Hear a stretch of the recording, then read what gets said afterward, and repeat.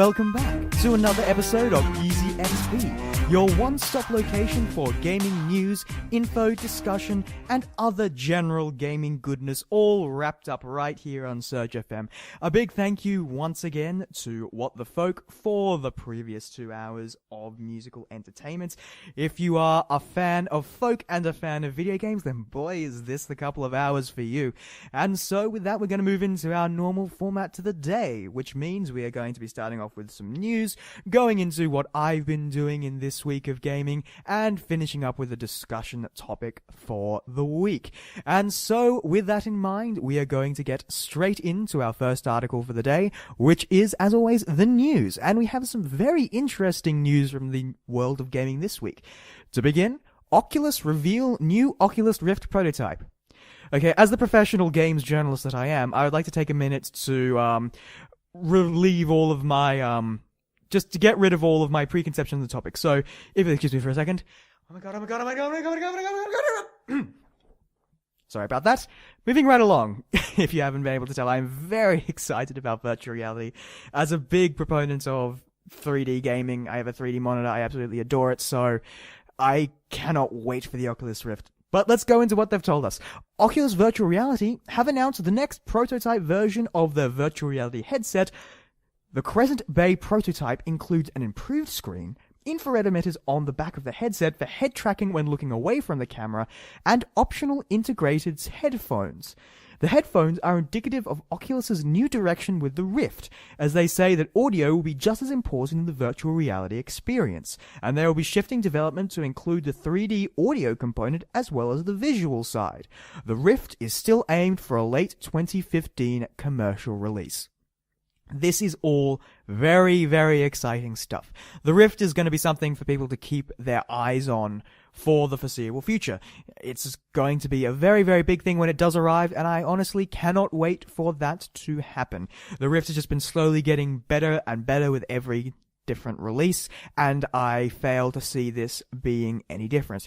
I'm actually quite interested that they're going to be shifting into development of 3D audio, because I hope that that bleeds into lots of other games, and not just ones that are Rift compatible, because 3D audio as the slight, very, very minor audiophile that I am, 3D audio is going to be something that's very, very cool indeed, especially for those who have the kind of sound systems that warrant it.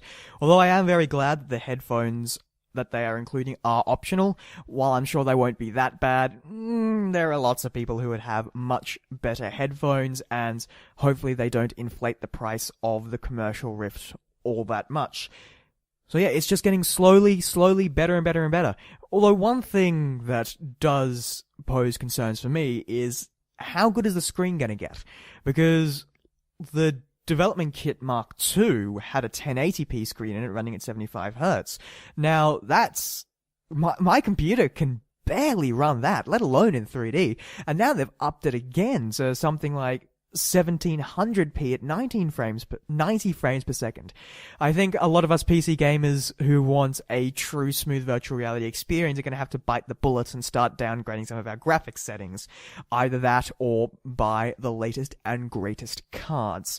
So, obviously, that's the Crescent Bay is probably going to be the development kit Mark III, the development kit Mark II having just been released, and lots of people enjoying it very greatly. Say it's a Mark development over the Mark I, and people are saying that Crescent Bay is a much better product than the development kit 2.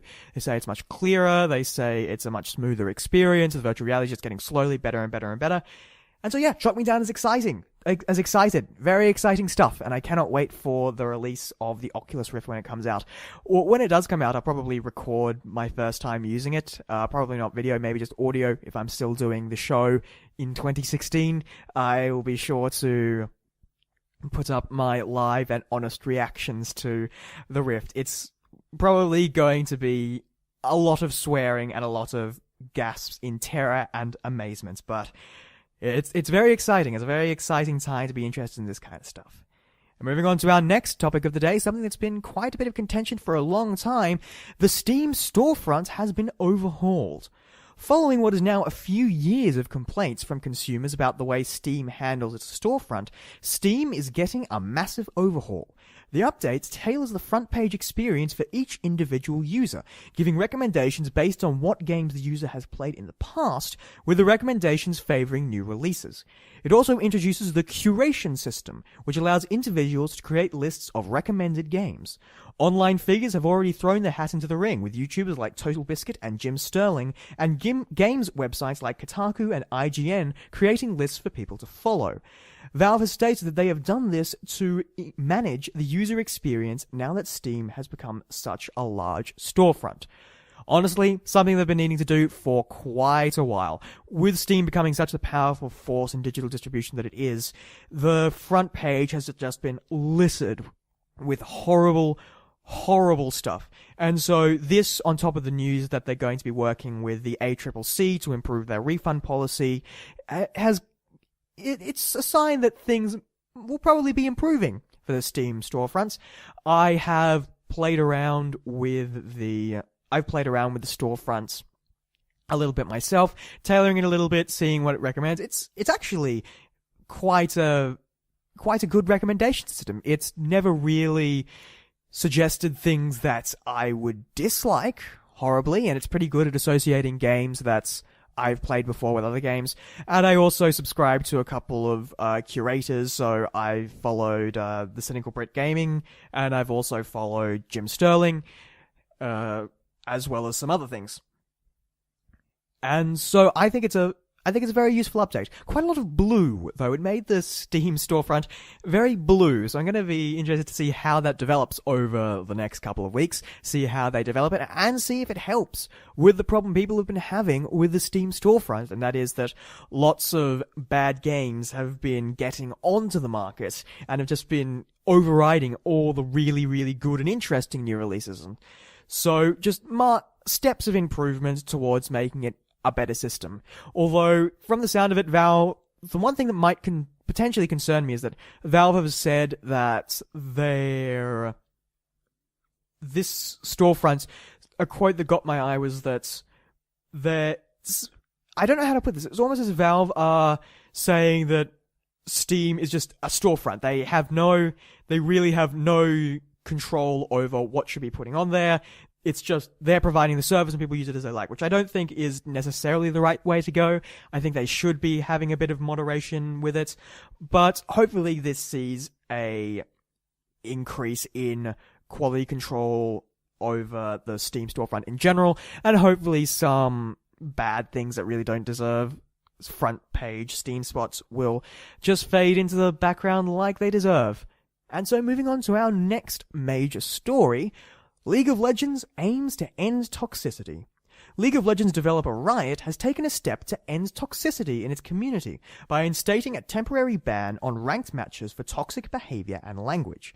The ban is removed after a few draft games without incident. During the restriction, chat features will be limited in all games, and restricted players will be ineligible for ranked rewards. The community have come forward with concerns for the system, such as the abuse of the reporting system and the congregation of toxic players in the draft queue.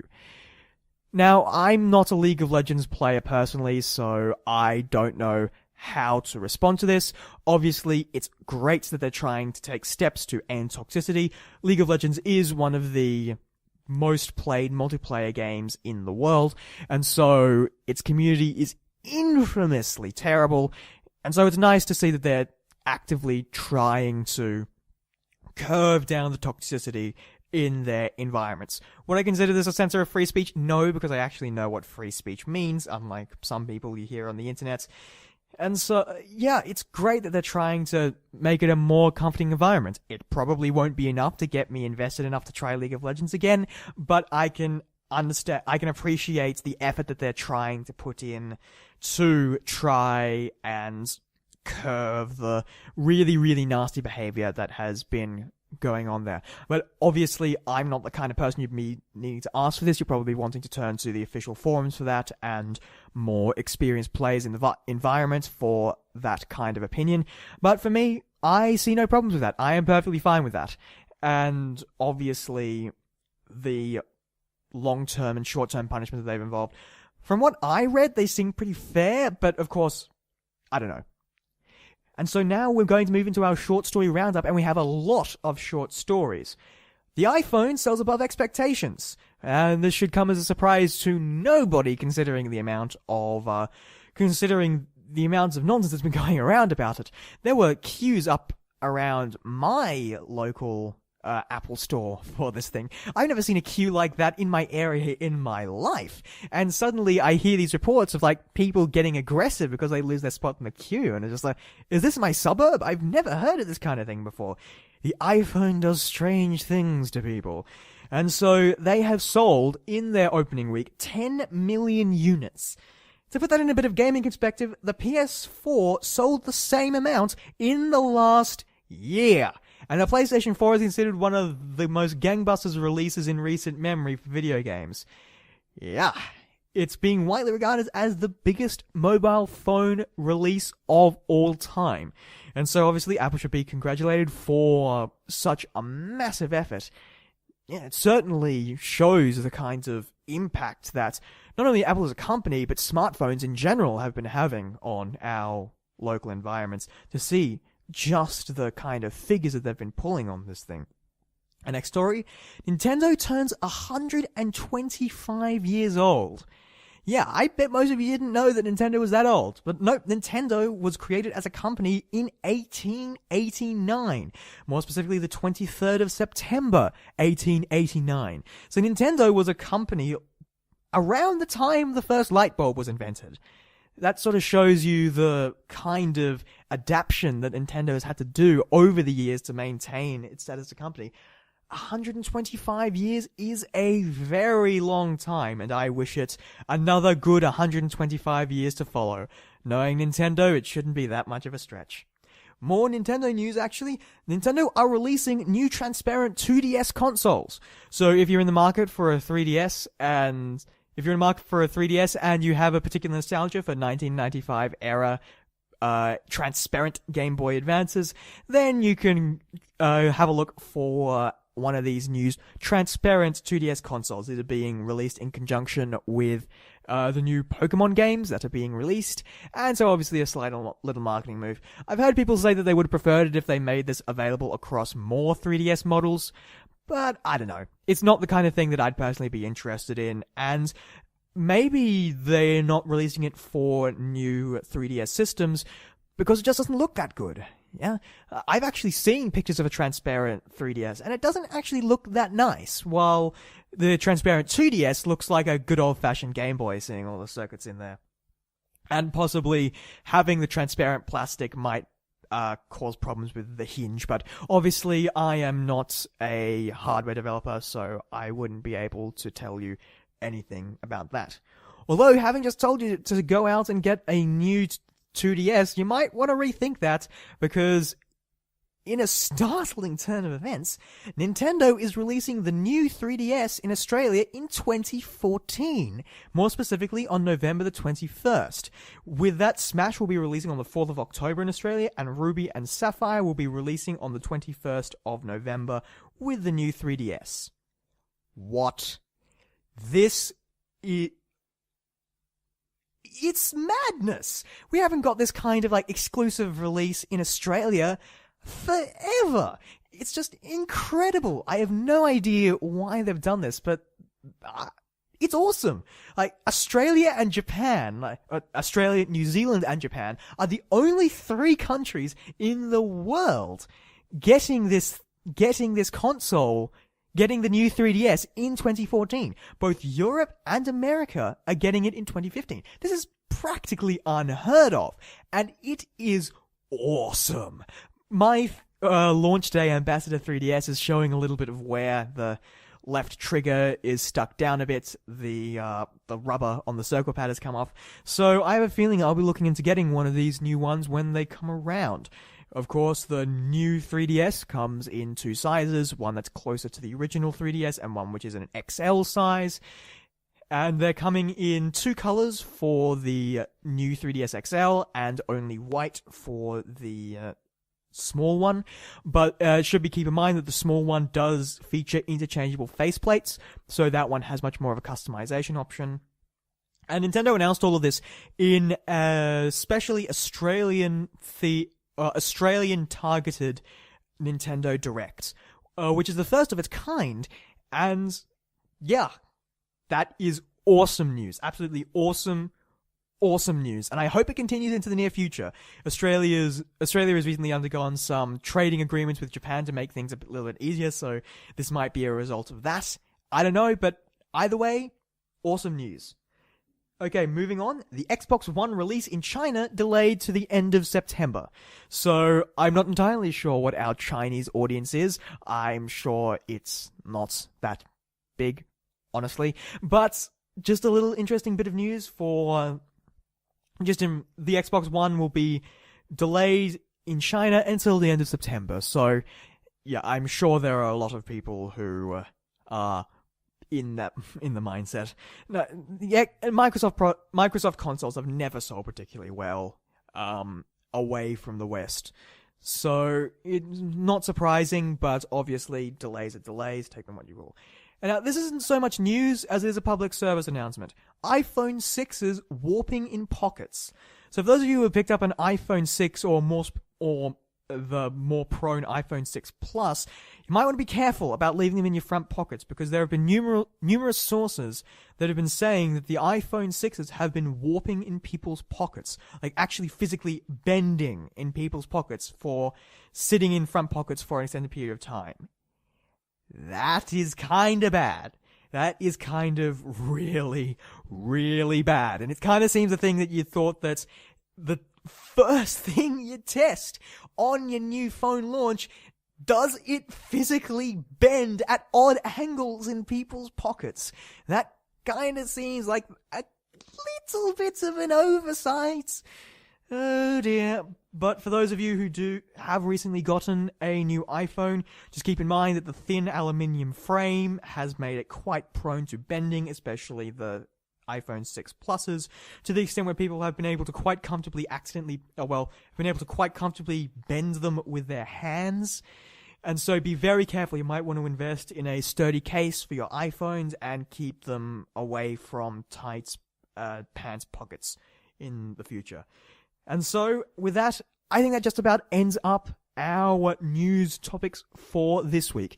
And with that, we're going to be moving into our first track of the week. Now, as I said earlier, it is Nintendo's 125th birthday this week. And so I put together a few tracks just to honor that. We're going to be taking one track from their three main series. So we're going to be taking a track from Mario, a track from Metroid, and a track from Zelda. To be perfectly honest, you're probably not going to be noticing much difference, because I tend to source lots of my tracks from not from Nintendo soundtracks anyway, just because that's where I find the best music. But I've been trying to find some really, really nice, some really awesome tracks to sort of add a little bit of hurrah to Nintendo for their 125 years. And so with that, we're going to start off with the main man himself, the plumber, Mario. And we're going to be starting with a track from OC Remixes' wonderful, fantastic album, Portrait of a Plumber. This track is by two remixes known as Soul Signal and Fishy. And this is based on various themes associated with Bowser from Super Mario 64. And this track is known as Devastation's Duel. I hope you enjoy.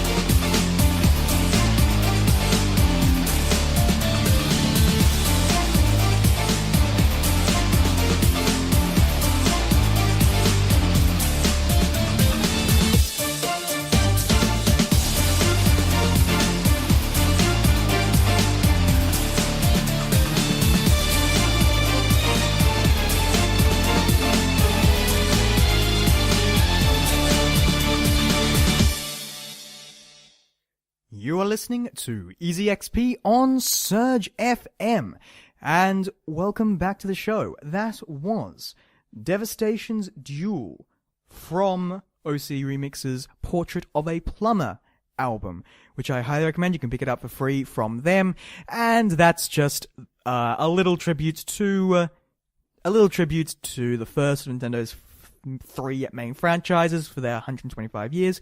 I'm not normally a heavy electronic, metally rocky kind of guy, but I must say I really, really enjoyed that one. And so moving into the next part of our show, we be talking about what I've been doing in my week of gaming. And so, despite my better judgments and despite my bank account's derision, I went out and procured a copy of Hyrule Warriors. And I must say, I have never played a Dynasty Warrior game before in my life. But I must say, I am quite enjoying my time with Hyrule Warriors. Now, obviously, I have been doing a bit of reading around about what people think about it, and there are lots of opinions out there, a lot of which that I agree with, is that in essence, it is a Dynasty Warrior game that's a tribute to Zelda. It's a Dynasty Warrior game with a Zelda shell. And I am totally cool with that. Some people won't be, but I'm perfectly happy with that. Considering it's my first Dynasty Warriors experience, I am having a ton of fun with it.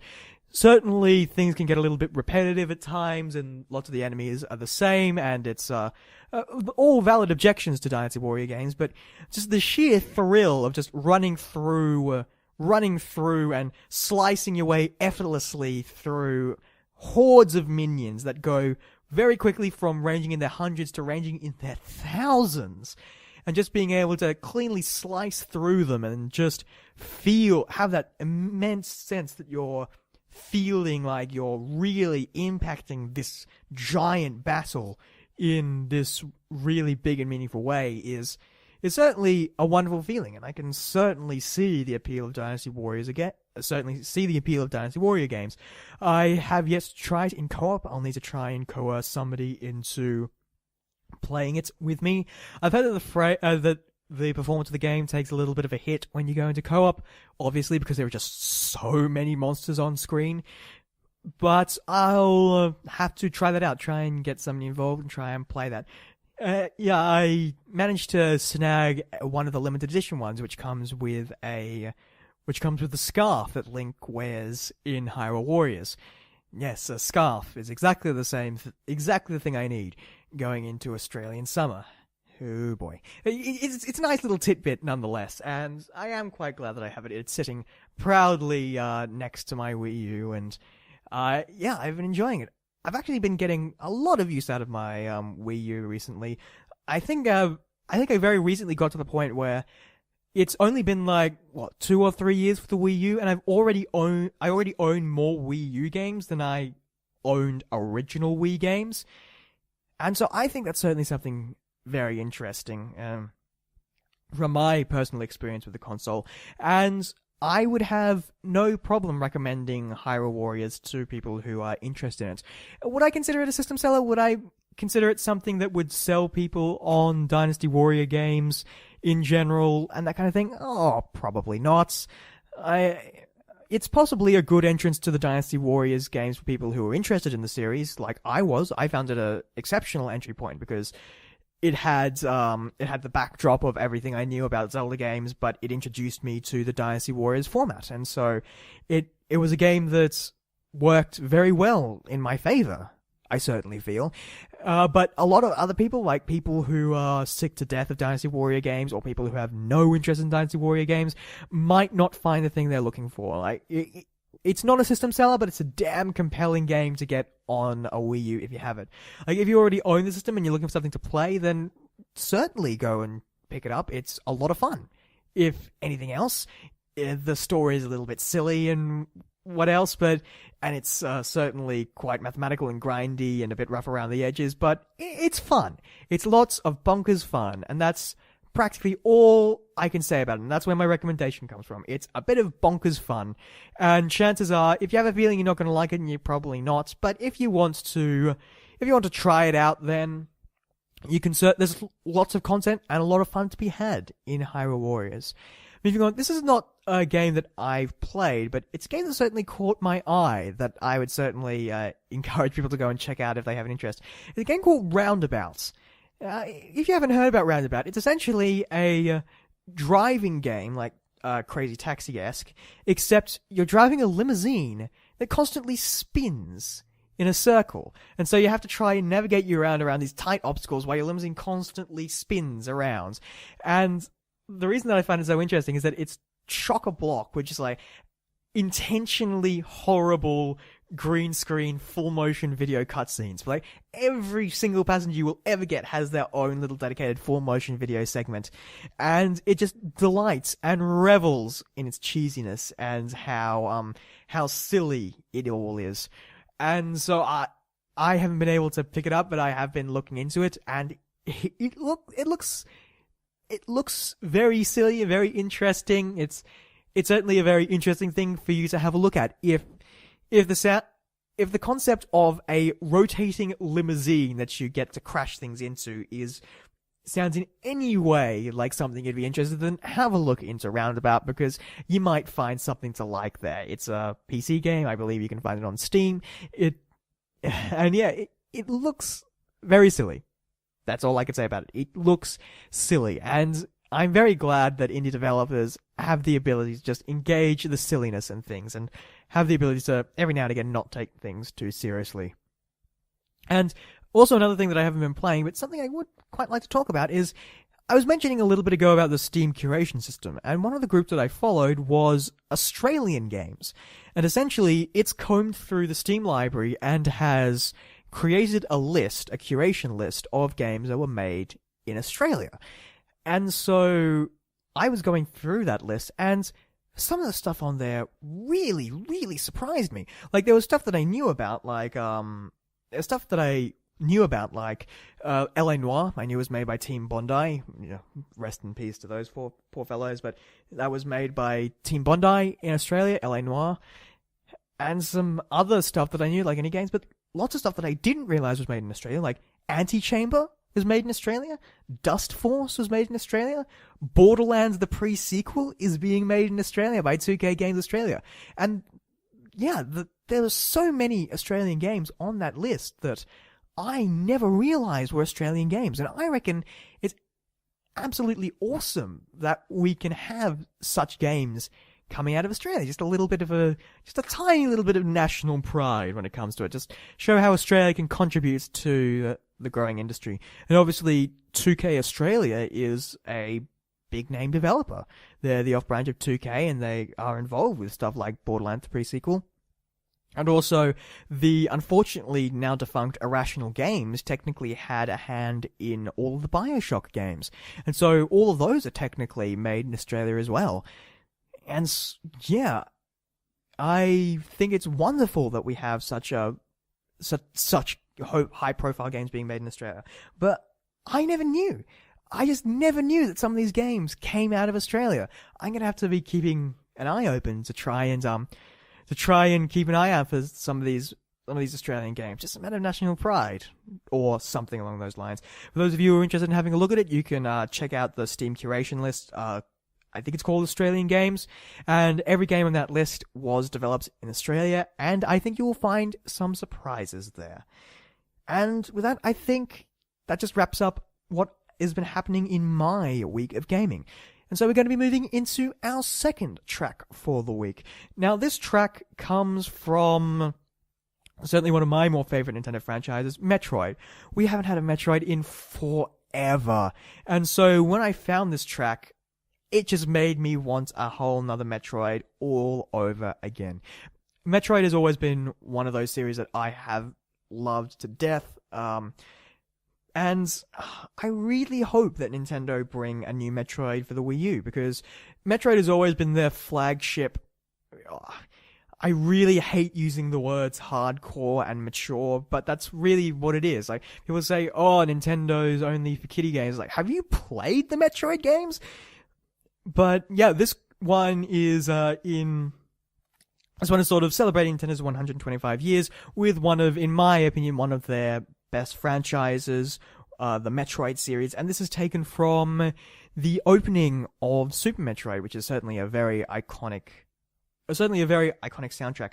This is known as Bounty of a Brain from OC Remix's Hero vs. Villains soundtrack, which, like the previous Portrait of a Plumber, you can pick up for free at ocremix.org. If you like it, then go and check it out. I can certainly recommend it highly. It's certainly a great track. And if this doesn't get you hankering for another full-fledged Metroid game, then I don't know what will. This is The Bounty of a Brain. I hope you enjoy.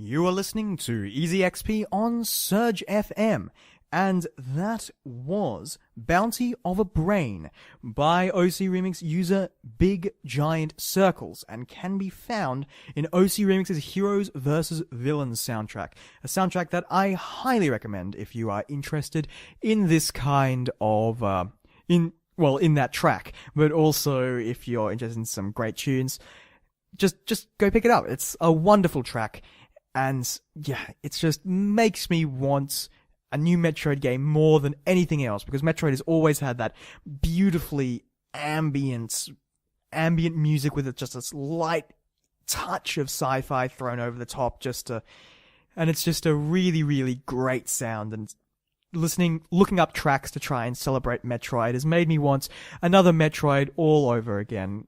Look, Nintendo, people have mostly forgotten about Other M. I think it's time for a new one. Please?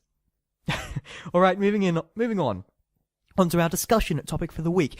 This one is actually derived from something that I was talking about not only in one of my tutorials just this morning, but also in something that I was talking to one of the previous presenters here on SURG FM about last week, and I was telling him about my show. I was saying what I do. I talk about games, and he said, "Oh, I've always wanted to get into video games, but I've just not had the time, or I don't really know how." And that got me thinking. It's like, is there really a way to get into video games? How does somebody who's interested in video games start?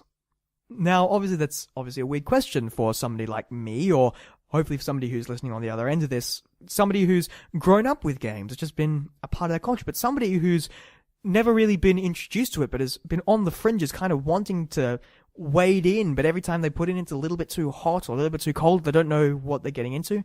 So I thought, in my last 15 minutes or so, I thought I'd comprise a little guide, if you would, or maybe if not you, maybe for somebody who you know who's interested in getting into gaming, just how to do it. And so the first step I recommend, and this is going to sound so wanky, I know, and I apologize for it, but how do you get into games? Play some games. I know how stupid that sounds, but it's honestly true. Honestly, the best way to get into it. Now, how do you play those games? I know for a fact that possibly a lot more of you and a lot more people in the world play video games than you might expect. And they already have the baseline introduction. Now, so how do you want to get into the gaming culture? Just start playing some games. And I know it can be a bit daunting because lots of these things are quite expensive. You don't know where to start. There are all these games out there. So obviously, you don't even need to make a big investment right off the bat. You can start getting into games on something you already know. Do you have a PC or a laptop that was built in the last 2 years? You'll be able to play most of the things on the market relatively well. Do you have an iPad or an iPhone? Great. Awesome places to start. And I will say though that while mobile phones and tablets are a really great start getting into games, be careful. Be very careful about which games you pick and which games you try to introduce to other people, because a lot of games on the iOS market are specifically designed with money grabbing and exploitation in mind, to take gaming theory and split it up and exploit it in a way that makes money. So you want to be avoiding those kind of games. As a general rule of thumb, I would try to steer towards online. You could probably find lots of lists of the best iOS games, so stuff like Infinity Blade is a good one. But looking for those, what I would generally recommend is play games that are actually ports of games from other systems. So the two ones that I would recommend wholeheartedly for absolutely anybody is the original Phoenix Wright trilogy, and Ghost Trick. Both of which you can play on iOS devices.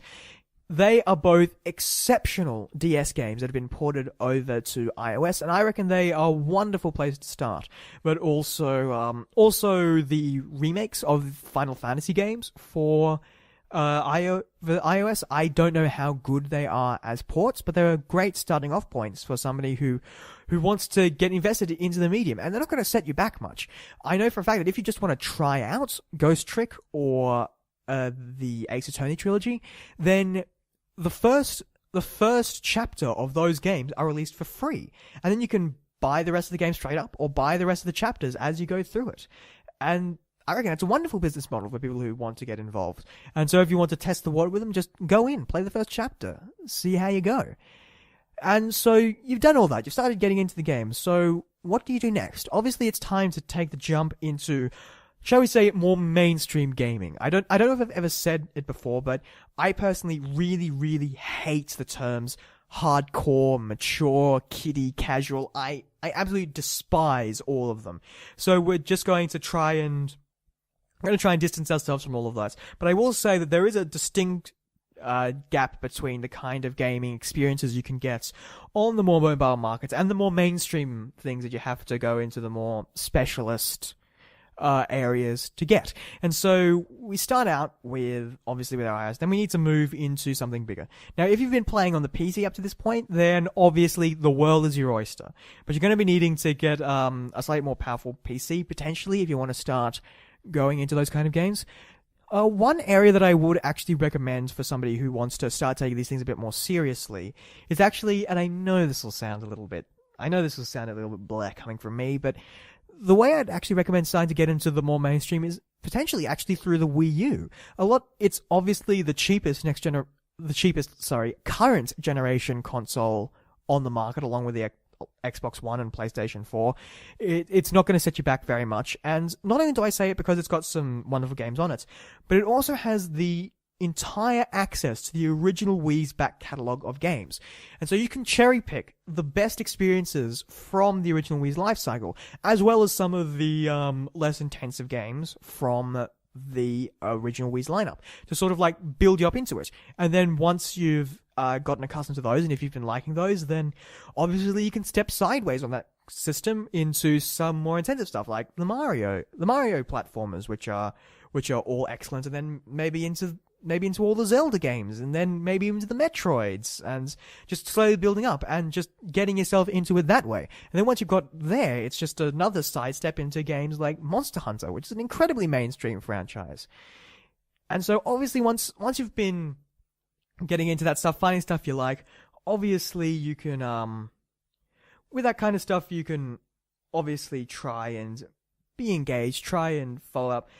Now, there's one piece of advice that I will give, and I know that it's, there's one piece of advice that I will give, and I know that people dislike it, and I know that it's not a popular opinion to have, but if you are interested in gaming, then I do recommend you follow a gaming website. I personally follow The Escapist for a large source of my news. I also follow Kotaku Australia. Now, Kotaku has been receiving a lot of flack recently, but I personally have had wonderful experiences with Kotaku Australia. The way they present their articles is really, really good. I've never been onto the US website, so I can't compare, but Mark Serrell, as editor of The Escapist, has done a wonderful job with The Escapist Australia, with Kotaku Australia, and I've been going to them for a main source of the latest and best in gaming for a while. So I personally recommend that you visit some of those websites personally, and that's certainly one recommendation that lots of people won't give you, but I personally think it's a very smart thing to do, because you'll get the latest info. You'll get lots of the latest info in the latest discussion points in games. You'll get reviews on games you might not have even thought to try. You'll get the latest press releases and info on stuff like the Oculus Rift, and just a real congregation of stuff And also, along that lines, you want to follow a online presenter. So somebody like Total Biscuit for PC stuff, or Jim Sterling, or some of the more one that I particularly enjoy is Dan Harkness, I believe his name is, probably known better by the YouTube handle Nerd Cubed. He has a lot of variety on his channel for stuff that you want to check out, just as a way to sort of be able to see games in the limelight, see stuff that interests you, see stuff that you might potentially enjoy playing. And those YouTube personalities are wonderful ways of doing that, being able to just see the kind of things that are on the market, see some of the things you might like, and being able to make decisions on what you think you enjoy. And so once you've done all that, obviously you can start to gauge the market, see what kind of things will suit you best. Obviously, while I would recommend owning every console to get all the experiences and get the most out of it, it's obviously not feasible. So I recommend that if you've gotten to that point, you'll sort of want to pick where you want to be heading for your main experiences. I would say that if you have the patience and the tech know-how, I definitely recommend going into PC, because you'll be able to get a huge variety of stuff, both indie and mainstream, on there. For those of you who are interested in the more general game experience, for those who don't have the investment or time to put into a proper PC, if you're interested in the more sportsy shooter racing kind of things, then I would definitely suggest going for the Xbox One. If you're interested in more general overreach for gaming, then the PlayStation 4 is probably better for you. Obviously, just look into it. See which ones have games you like. See which ones have games that you potentially could like.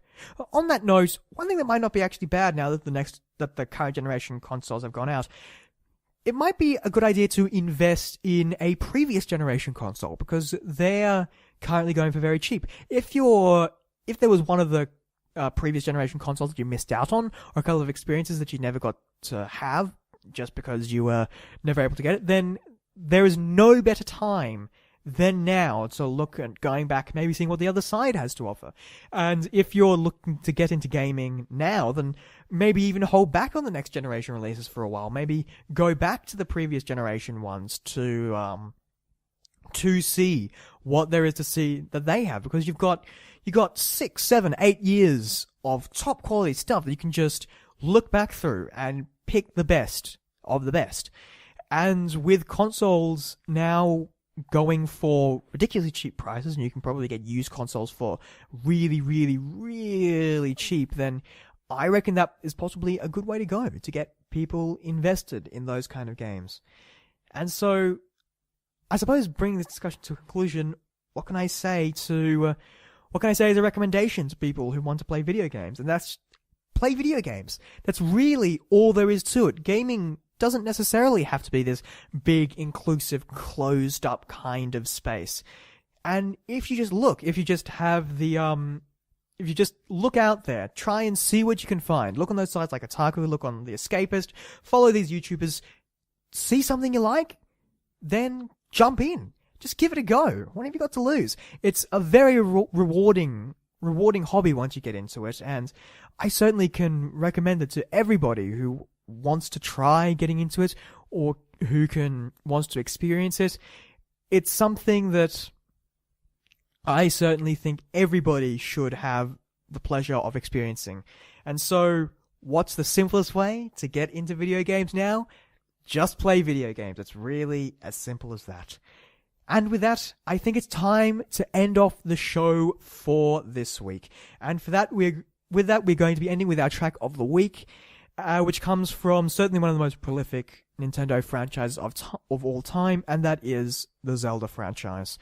I was looking far and wide to try and find a good track to end off on, and I know I featured them last week, but I simply could not go past another track from the Zelda Reorchestration Project's Twilight Symphony. It's an absolutely gorgeous, gorgeous piece of music. And on that vein, going through for this week, trying to find these tracks, try and find stuff that really celebrated Nintendo's achievements for their 125 years. Nintendo music is some of the best in the industry, and the remixes of Nintendo stuff is some of the best that you will find out there. And so it has been such a hard thing trying to just compress it down into three tracks to show you.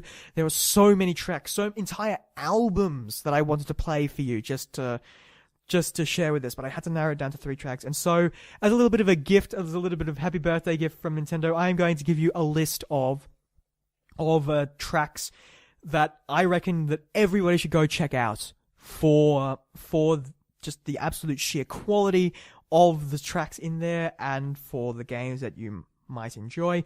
Lots of these are actually free. Some of them you have to pay for, but a lot of these will cost you nothing, and you'll enjoy them. First up, Harmony of a Hunter. Absolutely brilliant Metroid remix, covering stuff from Super Metroid all the way to the Metroid Prime series. Absolutely gorgeous orchestration by a group called Shine Sparks. That's Harmony of the Hunter. Go and pick it up. It's brilliant. Moving on, Relics of the Chozo, an OC remix album that just flows from one Super Metroid track to another. Absolutely beautiful. The Super Metroid Symphony by Blake Robinson. You have to pay for this one, but I highly recommend it. Really wonderful orchestrated Metroid tracks from Super Metroid. If you are a fan of that game, you will absolutely love it.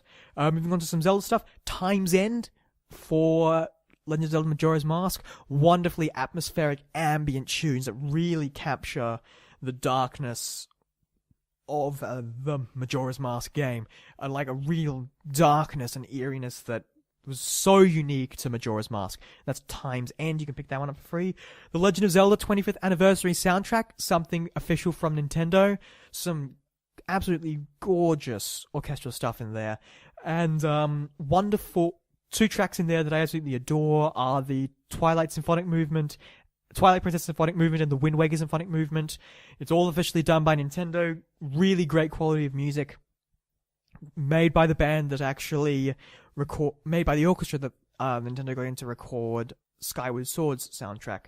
Also 25-Year Legend, which was made for Legend of Zelda's 25-year anniversary by OC Remix. Highly, highly recommend. A broad, diverse range of styles and genres of music from lots of Zelda games as a tribute to Zelda's soundtrack. Also, the Super Mario 3D World soundtrack. Brilliant, brilliant jazzy Mario soundtrack. Some of the best Mario has to offer. And I personally always reckon that Mario's home has always been with jazz. And so to see Nintendo bring in a proper big band to record some glorious jazzy tracks for it, it's certainly worth the price of admission alone. And of course, OC Remix's Portrait of a Plumber for some of the great progressive Super Mario 64 tracks that you'll find in there. I found a lot to like in Portrait of a Plumber, even on the surface, I thought it wasn't going to be something that appealed to me. I ended up absolutely adoring it. Every track in there is just wonderful. And so those just some of the tracks. I'll probably link them in the description for the recording of today's show.